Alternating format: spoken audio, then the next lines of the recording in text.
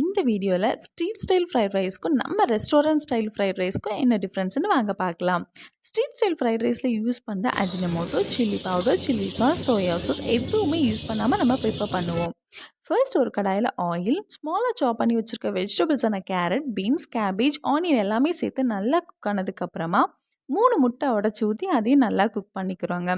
இப்போ மசாலா பவுடருக்கு pure white pepper powder, jeera powder, black pepper powder and சால்ட்டும் கொஞ்சமாக சேர்த்து நல்லா மிக்ஸ் பண்ணி குக் பண்ணிக்கிறோம். இப்போ ஆல்ரெடி நம்ம குக் பண்ணி வச்சுருக்கிற பாஸ்மதி ரைஸ் சேர்த்து நல்லா ஃப்ரை பண்ணிக்கிறோம். ஃபைனலாக ஸ்ப்ரிங் ஆனியனும் சிக்கன் பீசஸும் போட்டுட்டா இந்த ஃப்ரைட் ரைஸ் கம்ப்ளீட் ஆயிடுச்சுங்க. நியூவாக லான்ச் பண்ணியிருக்கிறதுனால ஸ்விக்கி, சொமேட்டோவில் ஆஃபர் ப்ரைஸில் லிஸ்ட் பண்ணியிருக்கோங்க. ட்ரை பண்ணி பாருங்கள். ரெஸ்டாரண்ட் ஸ்டைல் ஃப்ரைட் ரைஸ்லேயே 4லேருந்து 5 டைப் இருக்குங்க.